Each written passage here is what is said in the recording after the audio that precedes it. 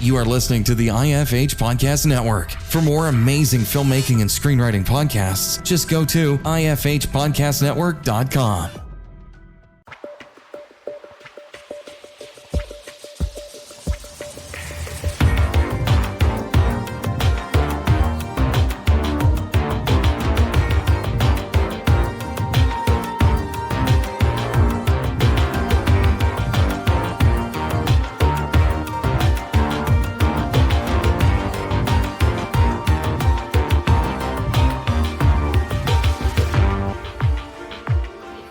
All right, got a special one today because it's been a minute, everybody. That you might see on the title that this is a coast to coast episode. Because let me try that again. Hold on, Dustin. I didn't see you got kicked out, so I'm gonna start over. All right, I'm still here. Can you hear me? Yep. Yeah. Can you hear me? Yeah, I can hear you. Okay. Yeah, you got kicked out of the room for some reason, but here we go. All right, trying again. Hey, everybody, got a special one today because, as you might have seen on the title, this is a coast-to-coast episode. Our friend, everyone's friend, Dustin Jacobs is here, co-owner of Hootie Hoo Productions. Dustin, how you doing?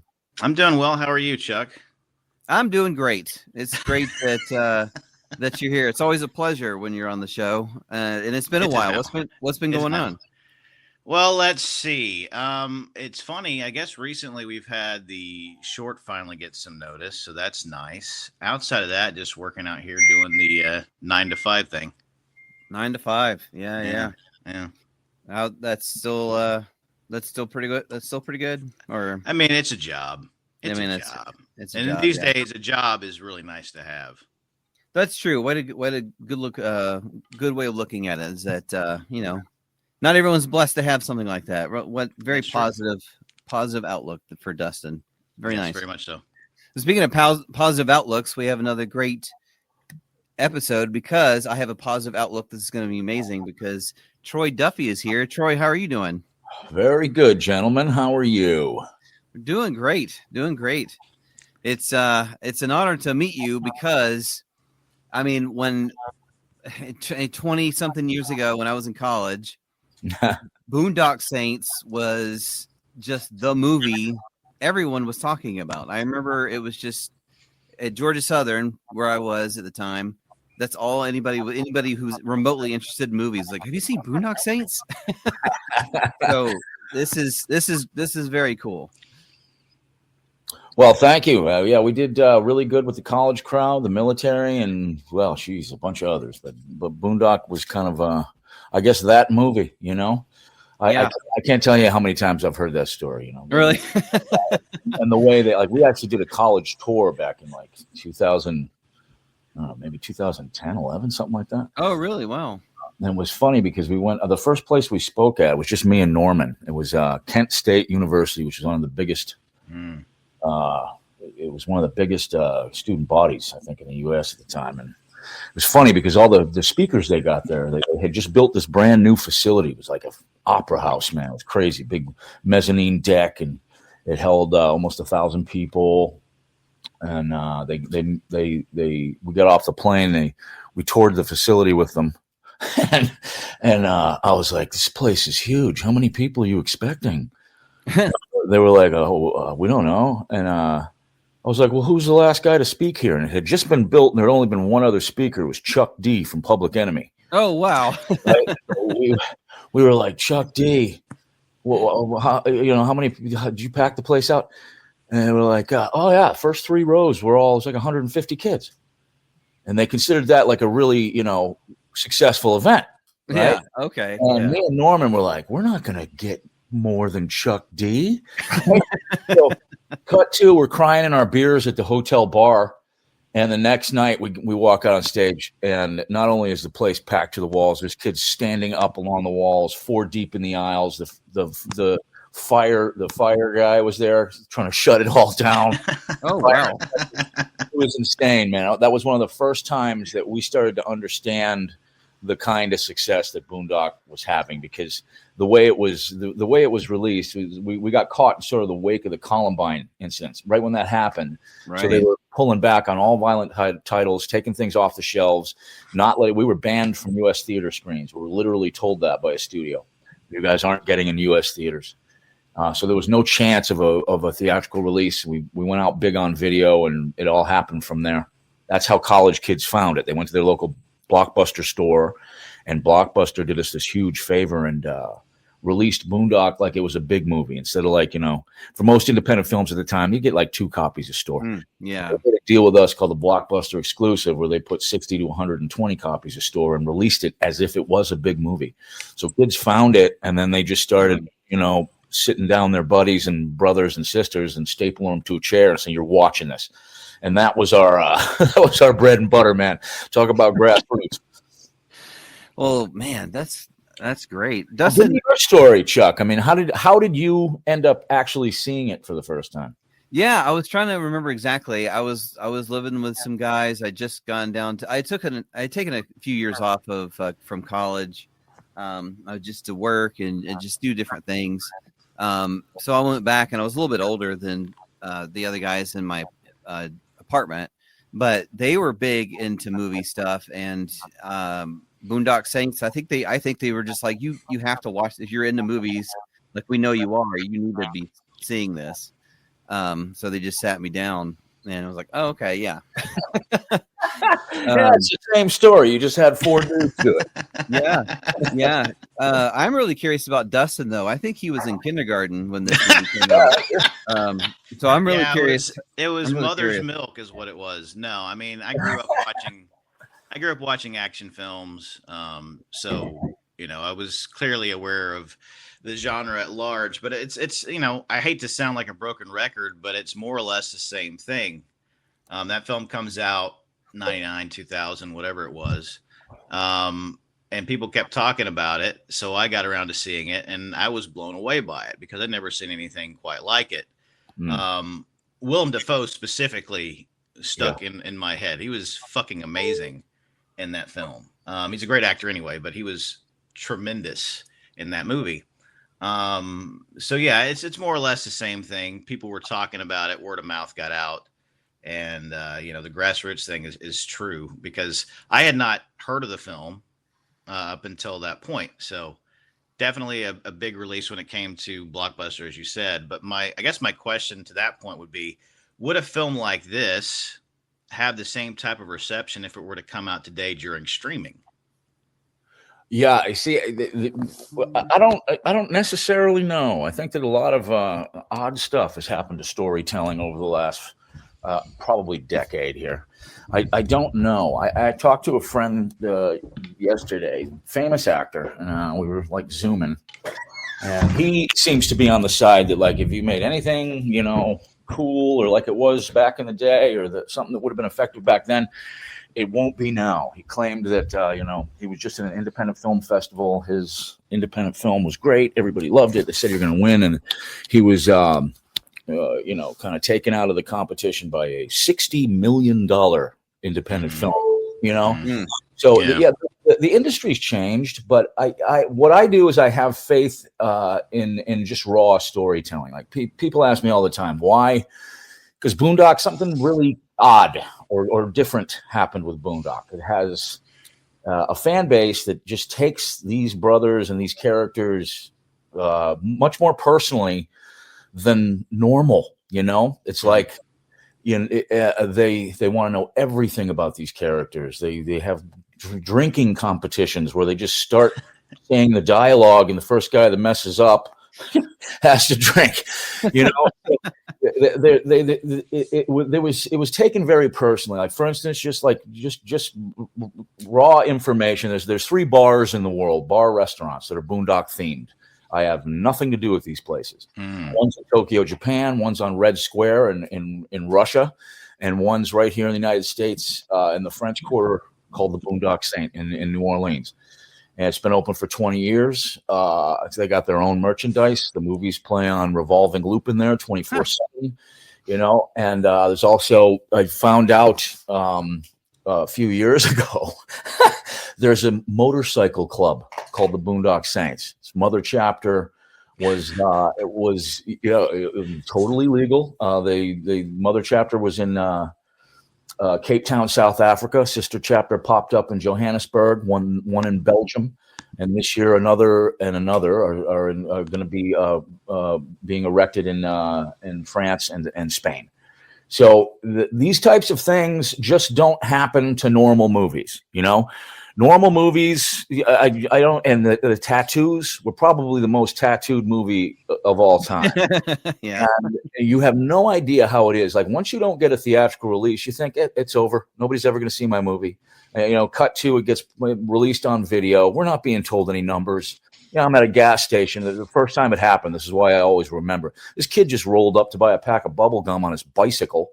He's probably 16. He's got a Boondock Saints tattoo on, right? I didn't talk to him or anything. I was just like, what? Then I start, at bars and restaurants, hearing people, do a shot or recite the prayer, right. Yeah. Like, I'm like, what the hell's going on here? So it was like this kind of like actual recognition from the industry and that kind of thing was held back, but we were big with the people.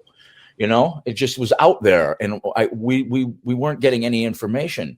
So, I mean, in terms of what would happen today, I don't know, but I think something pretty similar.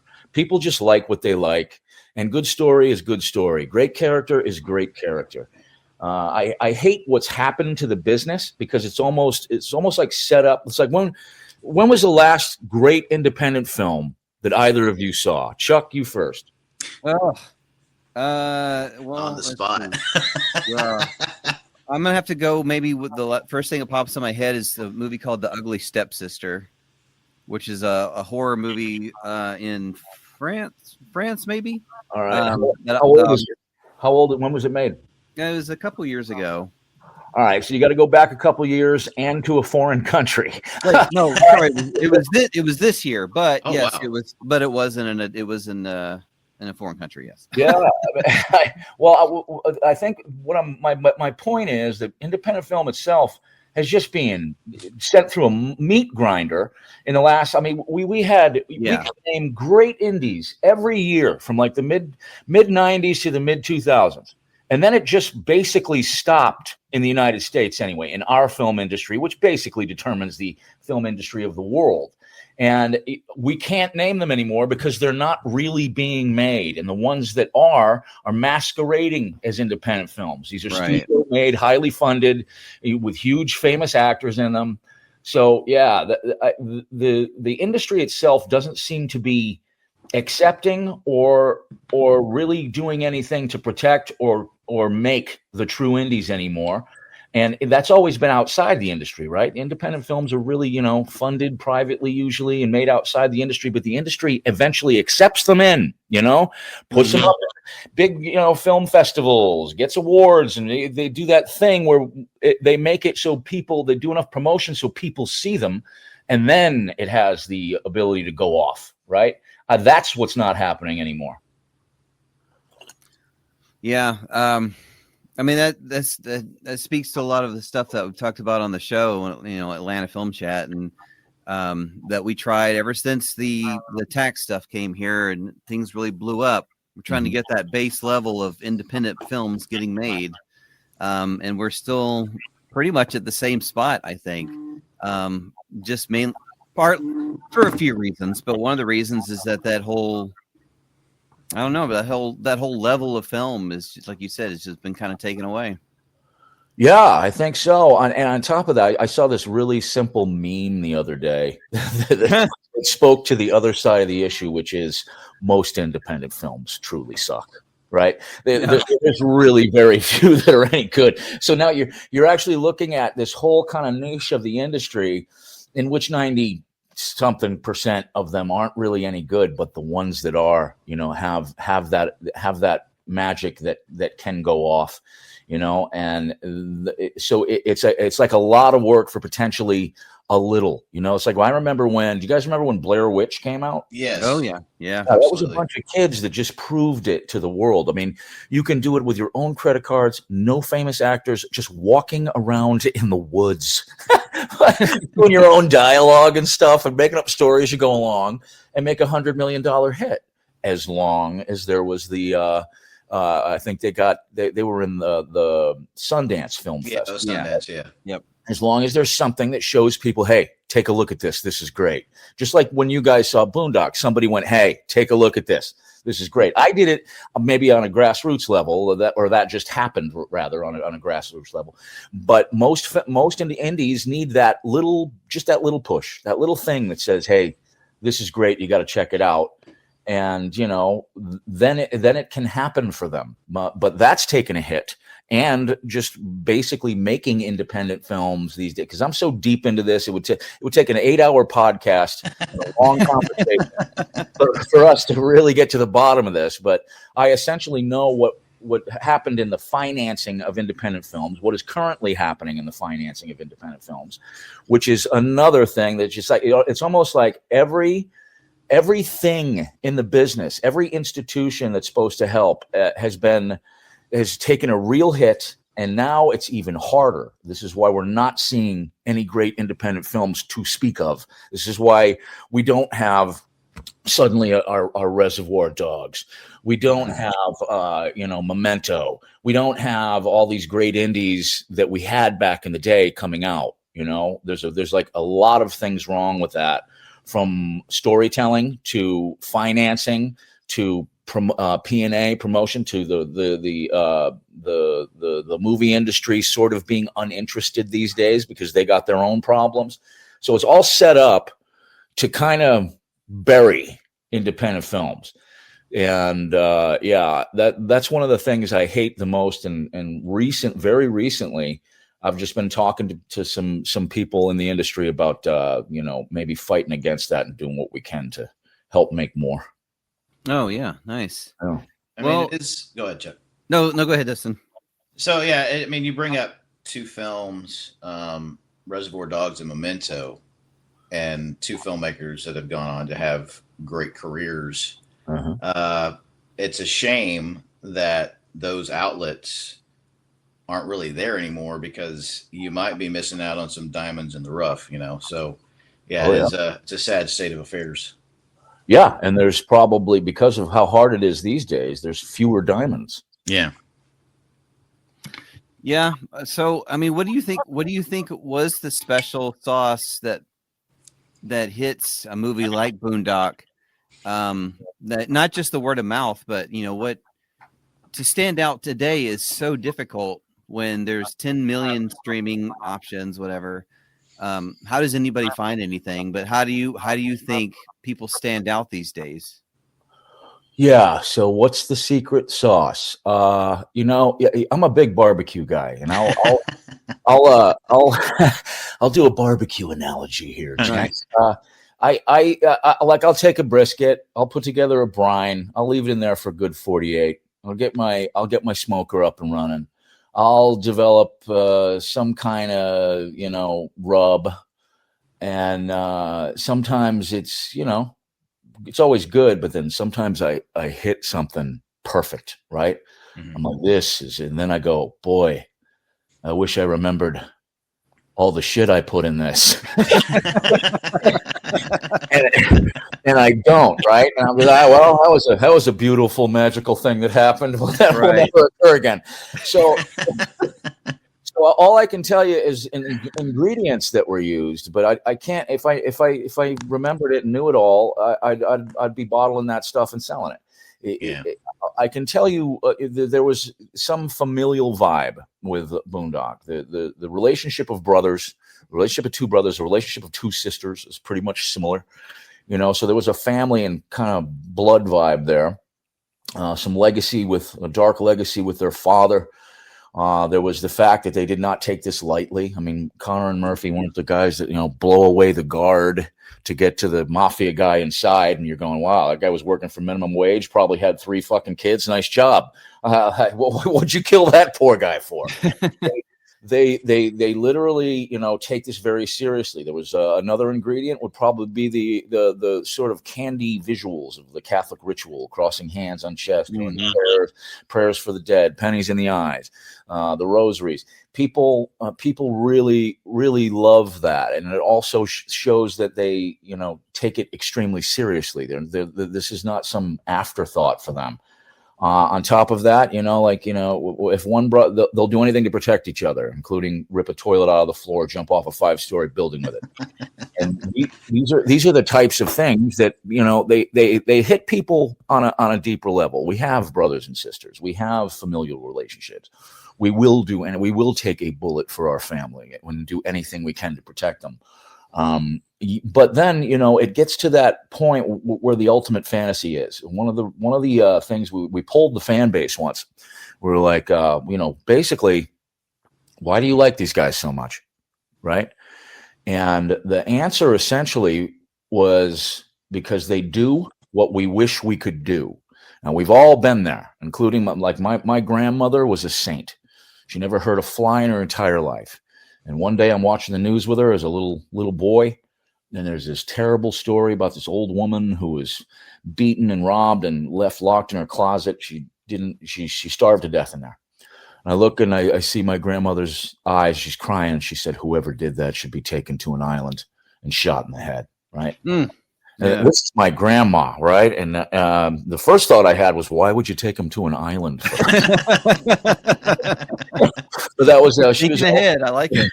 She was an old New Englander. So I guess it was like privately. Let's not do this in public. Right. So middle of nowhere island. So if it's in my grandmother, it's in everyone, right? And we all say, who hasn't said, oh man, seen something so bad that's disgusted you so much, something so amoral against humanity, against God, against everything that you know, and said, I would kill that guy, right? I want to kill that guy. We've all been there, but that's where we draw the line. We don't actually do it. What Connor and Murphy do is what we wish we could do, essentially. They do it. And whether you believe it's by their own moral code or, answering that question, did they choose or were they chosen, whether you believe it's God, it doesn't really matter. They do what we wish we could do. So it becomes a fantasy like that. But it's basically, routed in the oldest story. That's the hero's journey, straight from ancient Greece. It's us taking the law into our own hands. I mean, look at every superhero. Right. Yeah. What a superhero is a vigilante. And it was funny. I had a conversation the other day. One guy asked me, he's like, "Are you worried about vigilantism in America?" And I realized, wow, yes, I was. These killings we're seeing and assassinations.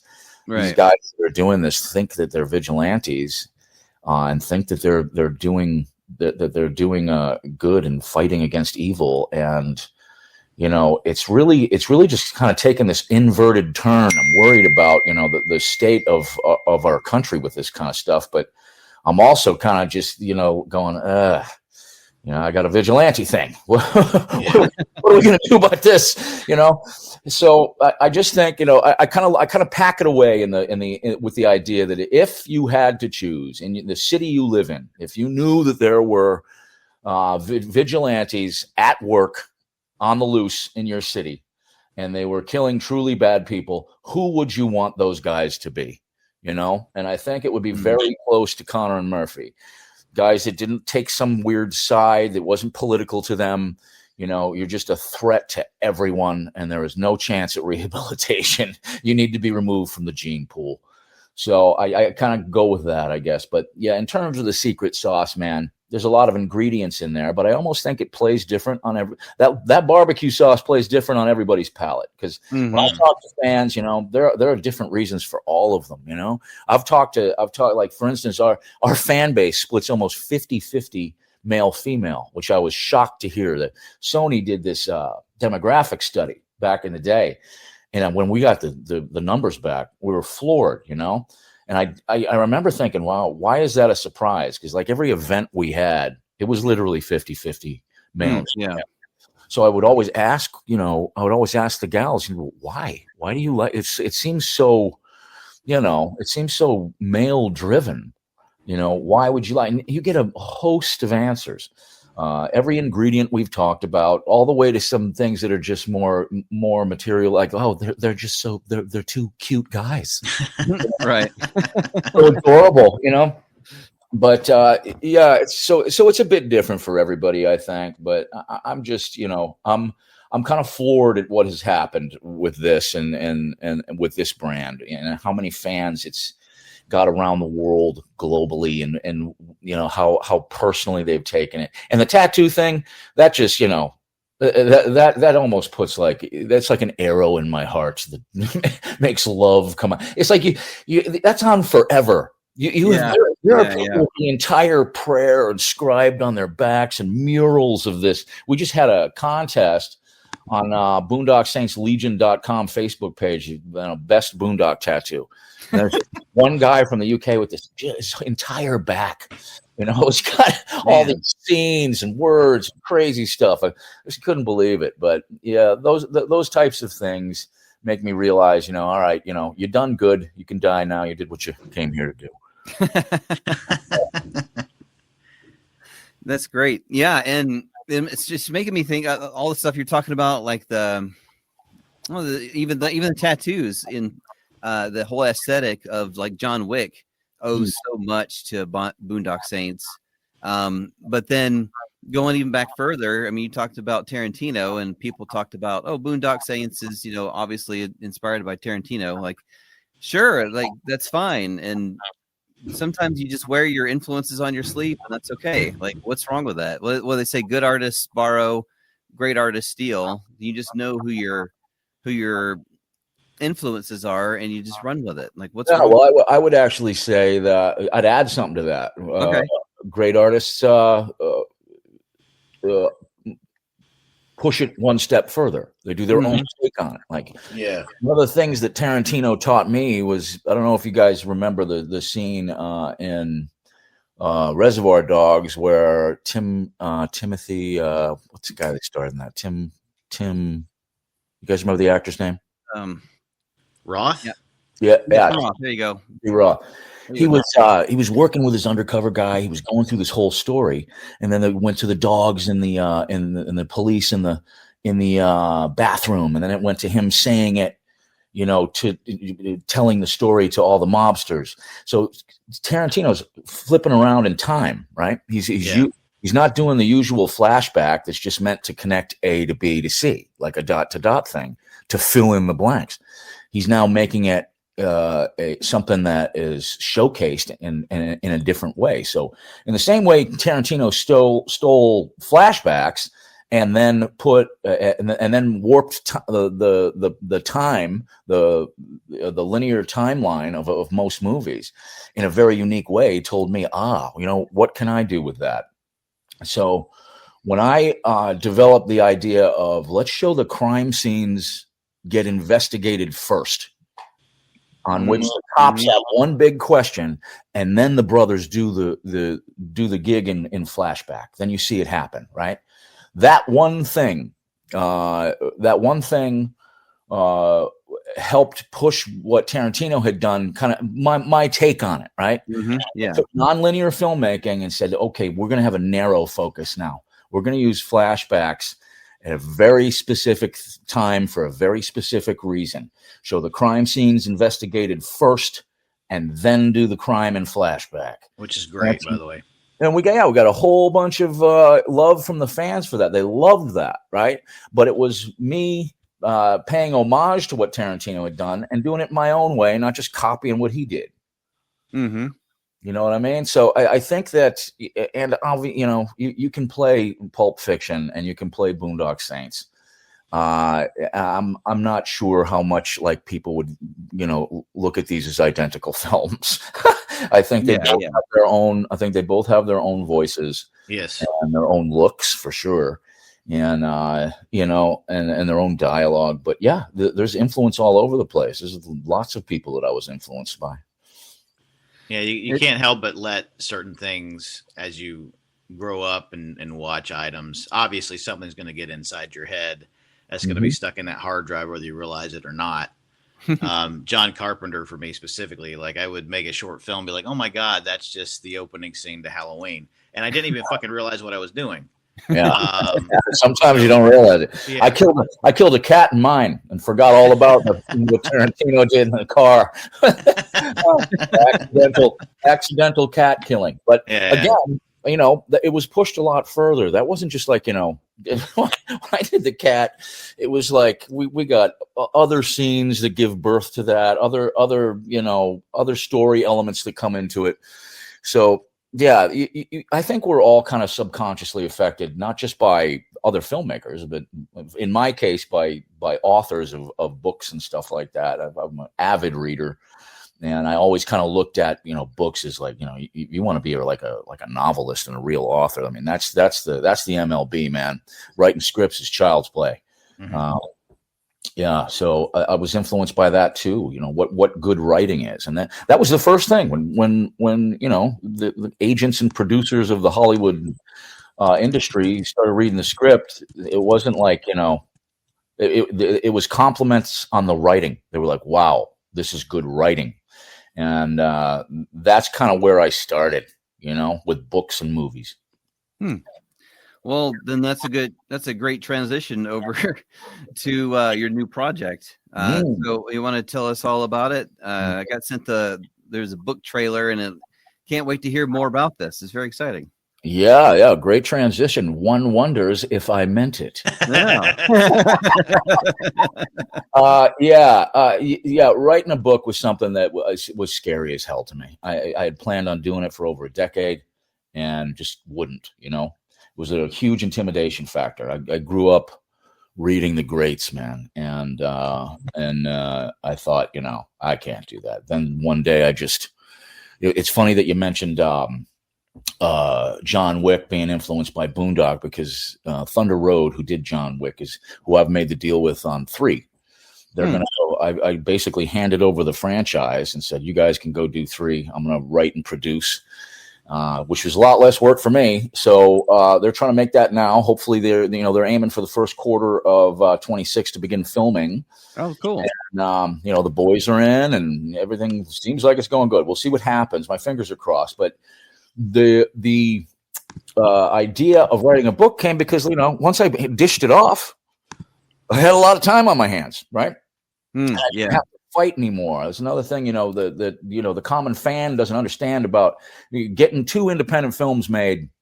With little old me was that's a daily fight, and it doesn't end. You have to keep. It's like, why did it take you 10 years, Troy, between 1 and 2? Because it was a fight. And once that fight went away, I was like, well, what am I going to do now? And I decided I'm going to write the book. And, I wrote the first line, and boom, it was like Niagara Falls. I couldn't stop. Yeah. Yeah. As someone who has actually done both, I've been a screenwriter for 20 years, but I've recently gotten into writing novels. I'm with you on how different they are. They seem to someone who's never written anything, they're just like, oh, well, they're 2 huge projects. But writing a novel is it's just so much more involved. It's insane. Well, what was your biggest takeaway from, like, what was your big aha moment when you were writing your first novel? My first one, I think, well, the first aha, I'm not sure if you do this as well, but when I think of an idea, I automatically can see how long it might be. Like, oh, that's obviously a short film. That's more of a feature. Maybe this is a play. But when I got the idea for my first novel, I was like, this is either going to be a series or a book. And I've always kind of wanted to write a book. So let me I don't know. Let me think about this. And then instead of thinking about it, I just did it. Yeah. Okay, similar to me. I mean, I this is going to be a series. My book is called Boondock Saints Volume 1, Blood Origin. It's going to go 10 volumes. And one of the reasons. Oh, wow. Okay. One of the reasons, I'm just picking a number out of what I'm saying is I can write until the sky falls. And one of the reasons is because the fans have taken Boondock so personally. They would ask me questions about everything, about where did the boys grow up in Ireland? What town? How did they meet Rocco?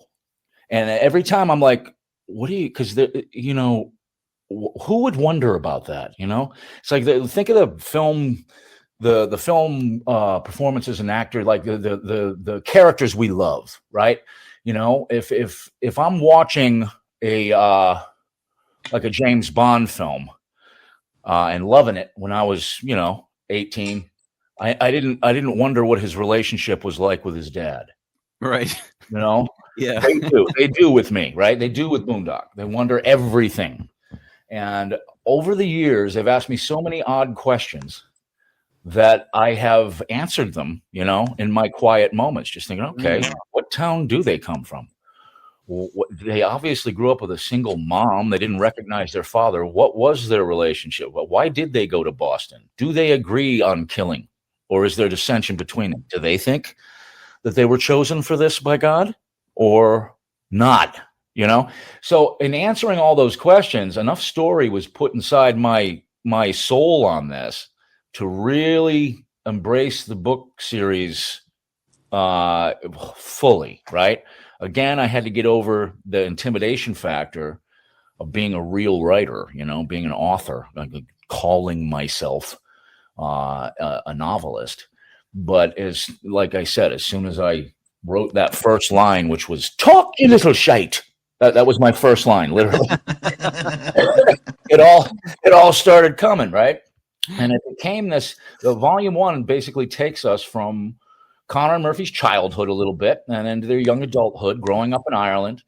And then I'd say about, a quarter of the way through, they have to flee Ireland. Their exodus from Ireland is massively, it puts a target on both of them, something hanging over their heads the whole time. But they steal across the southern border and start to live as illegal immigrants in Boston. And they've gone there to not just to get their slice of the American pie. I mean, that's another question the fans ask. Why did they go to Boston? Why not New York? Why not Philly? They went there to find their father or what happened to him. They don't know much about this guy. Their mother refused to tell them basically anything. So they're on this clandestine search for their dad, which brings in family legacy, dark blood origin legacy, right? And they begin to unearth very mysterious clues about who their father was. And they're both they're also on opposite ends of the spectrum here. One brother really wants to find out what happened to their father and know where he came from. The other one's like, hey, fuck him. He left us. He left us. Right. Left us and our mother. I hope he's dead in a ditch somewhere, so I don't care. Right. And so it'd be in the writing of the book, the idea of diving down way deep into these characters that all these fans take very personally anyway, and showing new facets of them, showing their differences as well as more similarities. It's almost like I didn't realize until after the first week of writing that what I was really doing was just taking the whole story and character all the way to the next level. It's like all the things that fans love about Boondock, all the one-liners you can use on your friends, all the humor, all the kind of action sequences, all the idea of the themes, God v. man, truth and justice, brotherhood. I can take it all to the next level, and I did. And so I'm just kind of dying. And even though this was a love letter to the fans, basically, the common crime thriller reader you don't have to know Boondock Saints to enjoy this. And on top of that, as I was writing, I realized I was I had put in sort of a Da Vinci code. We'll call it the Duffy code. Yeah. That only fans will get. It's like a regular crime thriller. Like a guy starting from zero won't get this, but the fans will. There are things in there that I drop and create whole story around that, off of, say, one line that was uttered in Boondock. And a fan's going to grab onto that and go, oh, that guy said that there, and now they're doing this. So yeah, we've woven into the tapestry of this little gems from Boondock that have been re-engineered to enjoy in a different way, in a new way. So it hopefully will provide kind of a nostalgic feel, but at the same time, a new experience even for the fan. That's great. I love what you said about the people just would come up over the years and ask these questions. So So when it was time for you to write the thing, like you didn't have to like, I wonder what the fans want. Like you literally have like years of research into it. Yeah, it's like they drilled it into me. Yeah, that's really great. So there's hopefully not as much worry about that whole like Star Wars prequels thing where people are like, okay, maybe we didn't really need to know all this information. Yeah. I don't know if you had any of that writing it though.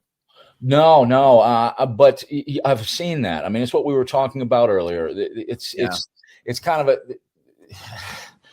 oh God, I could kill somebody. I mean, what they did to Star Wars. Oh man, some of our greatest brands, and it's just bad storytelling or storytelling, initiated by political stuff.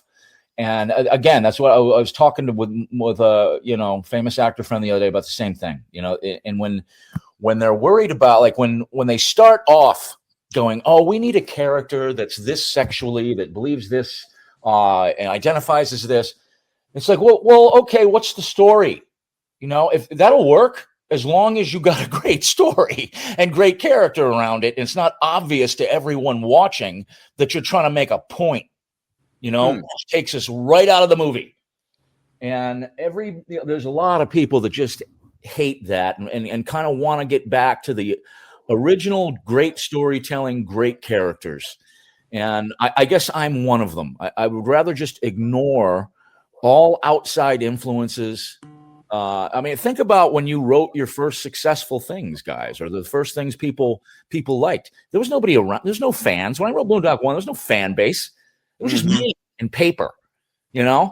And that's the way I've always looked at writing. It's just me and paper or me and a keyboard, and just let it roll and allow yourself to go on this journey being aided and navigated by truth and honesty, and not, hey, golf is really hot now. We should make a movie about golf. Yeah, it'll be real successful because people like that. To me, that's just like, whenever I hear something like that, I just, it's like a shudder on the inside. Like, I'm not doing that. You go ahead and do that. Yeah, I mean, the point about representation is interesting too. I mean, just coming from Boondock Saints, I always wondered that watching it, if part of the reason to even get it off the ground in the first place was, Irish representation kind of thing in film. Was that a consideration where, I mean, you talk about story and everything. Mm-hmm. I didn't know if that was a thing in the back of your mind of like, we need more, Boston Irish stories. A bit, it comes from my Irish American heritage, and we all got the drunk Irish uncle. But I also wanted to make the brothers very charismatic, just good boys, people you like. And for some reason, we call them off the boaters in Boston. Off the boat Irish get just a little bit more respect and a little bit more room for them if you've got the accent and you're off the boat, right? Yeah. And they always end up being these just gregarious guys that you have the funnest time with when you go out. They're also extremely loyal. If a bar fight breaks out, they're on your side. We'll ask questions later. Mm-hmm. So I always looked at the Irish as, a bit of my heritage, but just like in general, we just kind of like them and give them the benefit of the doubt. So it was a bit of a trick, right? I want you to like these guys right away upon seeing them, And the way we had our opening, where they were messing around where they worked at the meat plant and stuff like that, and you saw that they have the Irish accents, it just makes you. To me, it was like a device to get people to go, okay, I'm gonna give these guys a chance. I kind of like them already. And then when you see the guy jump off the roof with a toilet, you're like, all right, I love him.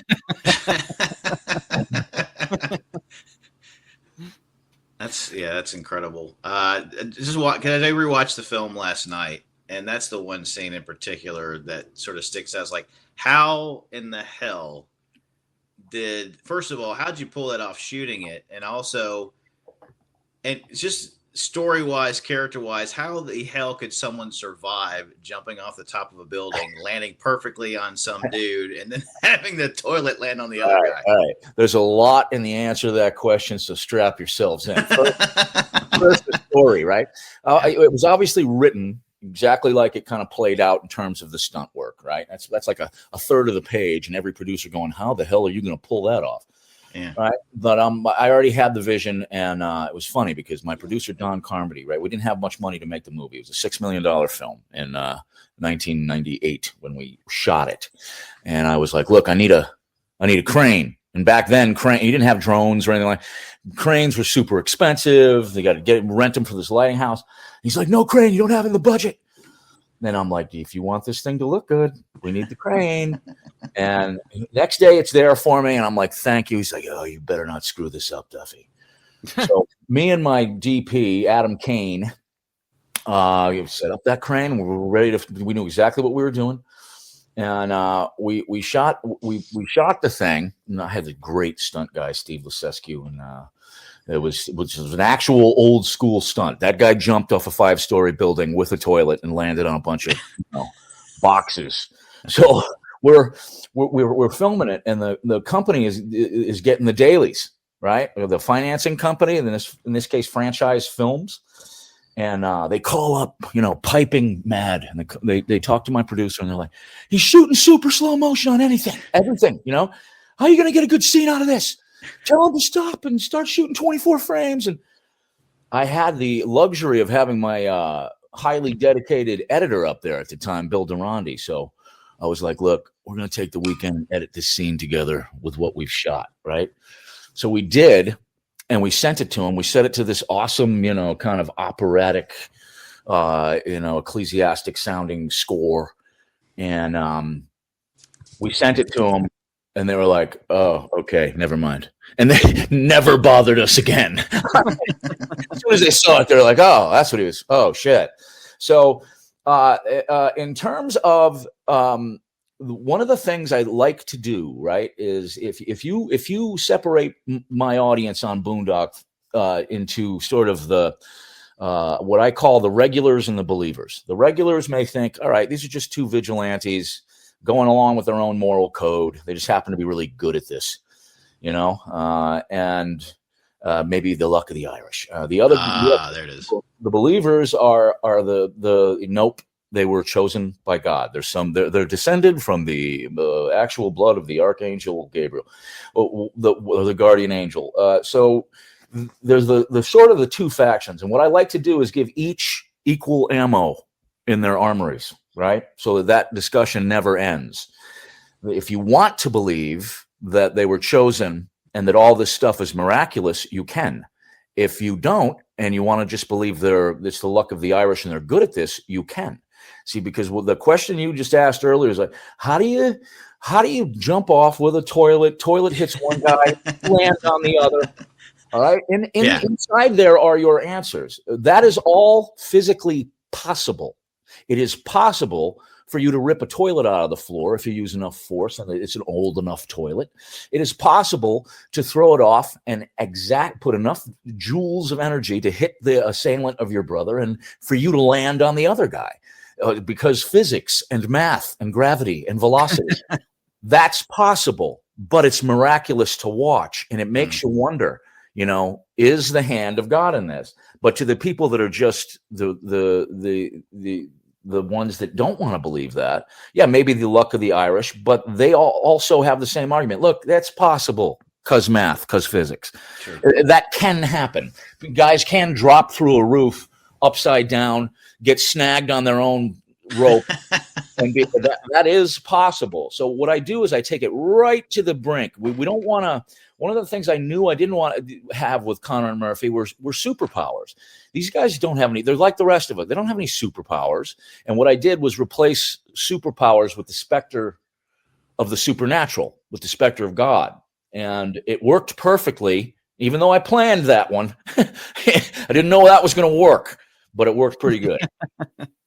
It's a pretty amazing shot set up, and that too with the rope. That's also it has its own levity and humor throughout as well. And sometimes I think about reshooting those today, like what I could do with today's technology that we didn't have back then. Yeah, everything was in camera back then. Everything was old school. It was right before the transition into suddenly we've got drones and AI and wicked blue screen that looks really great and all these kind of after effects you can use. We didn't have any of that back then. And I thought to myself, God, it might be just fun to reshoot just the more iconic stunt work in Boondock and just release them as one-offs. check out how the technology has extended, ladies and gentlemen. Look at these now. That would be very interesting to see for sure. But I will say, it being filmed the way that it was filmed, like you said, in camera, there's a grit to your film that I think that today you might worry about it looking a little too polished. Oh yeah, yeah. So it definitely has a flavor, as you were talking about earlier. Well, I mean, I've often thought about that, like, because Boondock has always been kind of the exception to every rule. You know, it was a movie that everybody at the studios loved, but we can't be released in theater. We're banned from theaters. You know, in all these things that have happened in the past that seemed like, you know, working against us. It was like Boondock was the exception to every rule. Like, for instance, on the day we were told we were banned from U.S. theater screens, it was only Billy Connolly that wasn't crying in his beer. He came up to me and he goes, "Dear boy, don't worry, it's rock and roll. The kids are funded." You know? And they did. Yeah, and they did. And he was right. All of us were wrong. He was right. And yeah, so I think that it was even weird things like that was the transition. Do you guys remember that from VHS? Yeah. Yeah. It was right at that moment. I mean, they did all the sell through from the Blockbuster VHS tapes, and then they had DVDs on their shelves for the first time within a week, you know? And it was just like, it was when I think of how crazily timed it all was. Yeah, it does kind of make me think, you know, the big guy's looking out for us or something. Yeah, luck of the Irish. Yep, or the luck of the Irish. Luck of the Irish. Yeah. Well, cool. We've kept you way over time, so we're gonna let you go. But before we do, tell everybody where to find more information about the book and everything. Yeah, it's coming out. We have the electronic book and the audio book just coming out on Audible and Amazon. So it's pretty easy. It's dropping on the 21st of this month, October 21st. We're now on the 18th. So yeah, a couple days and you can get the book. Oh, and by the way, the audio book is what I recommend. I narrated the whole thing myself, not knowing what a crazy undertaking that was, but and it ended up being about over double the size of the common audio book, right? Common audio books maybe 6 to 9 hours on the high end. Ours is over 20 hours. Wow. Yeah, I didn't know that walking in. Yeah, you get behind a microphone, you realize you can't read. It's like when you read, you know, you're picturing it in your head. When you actually have to say it out loud, when you have to read aloud, you're like, what am I in third grade? How come I narrated my first novel too. It's a lot. It's a lot, man. It's a lot. But I'll tell you, you did it the right way because I want to hear the author's voice. That's why I love audiobooks.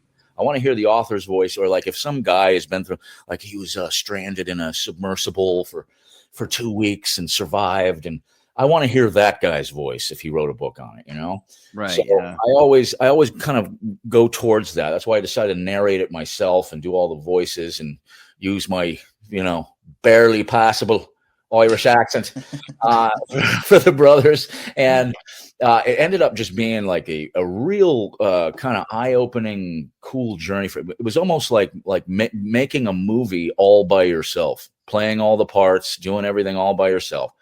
And it was a real eye-opener. And right now, only a couple of people in the world have heard that because I've kind of given it to a few friends. And we're going to have some fans do a review on it that we gave them advanced kind of copies of the audio book. And we're going to see what they have to say. But right now, yeah, highly recommend that because it's by the way, it's the same price as a normal audiobook. So it's not nice. because it's huge. It costs more. Boondock fans have been, I mean, they've been waiting 25 years and they're still, wanting a part 3. They're the most long-suffering fan base in film. So I decided I'm just going to dump 10 tons of Boondock on them, brand out of nowhere. And there's a couple of fans out there like, what? Oh my God.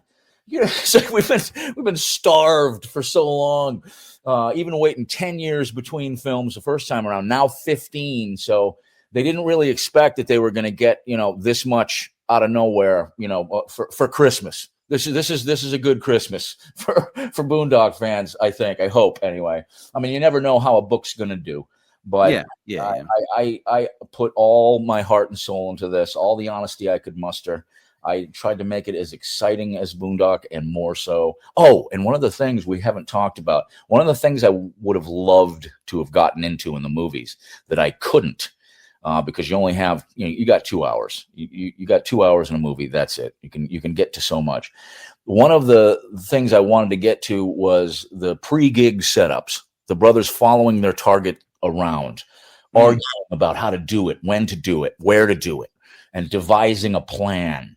So devising the plan was something I couldn't really get into in Boondock 1 or 2.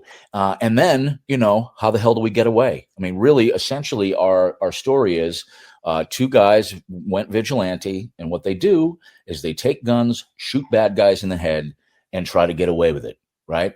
So how the hell do they escape? What's their escape route every time? How do they distance themselves immediately from what they've just done? And if something goes wrong and gets in the way of all this, which it usually does with these 2 crazy characters, how do they cleverly solve that problem and get the hell out of there? So the pre and post killings were a bunch of visual and dialogue candy, that I already had worked out but couldn't get into in the movies. And here, we're able to go dive deep into that. And it's great that I have characters that are brothers, because if you have brothers, that we disagree on virtually everything. We'll take a bullet for each other, but we disagree on everything. So they're the same exact way. They disagree on everything, but what that allows me to do is show both sides of every issue inside a 2-character relationship, Usually they have to go to like VO or an outside character to have these conversations. Here, it's right within, the duo of Connor and Murphy. We already love them, and one's black, one's white. That's it. And so it's allowed me to explore issues on both sides, and almost for like the reader to kind of pick a team every time an issue comes up. They're like, no, Murphy's right. Nope. Connor's got the right of this one. So that was something we couldn't get into in the movies because you just don't have the time for it.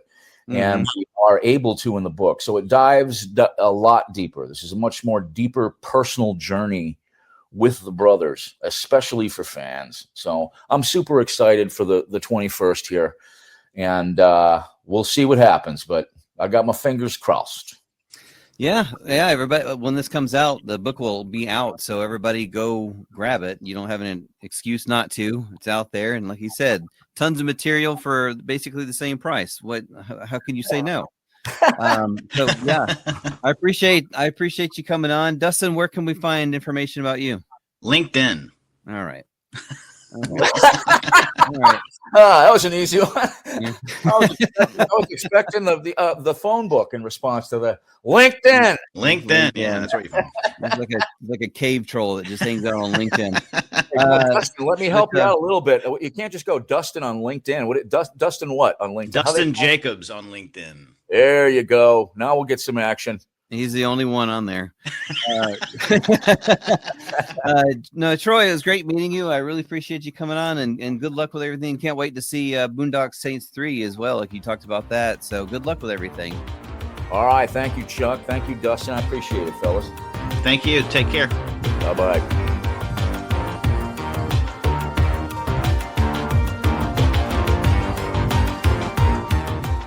Thanks for listening to Atlanta Film Chat.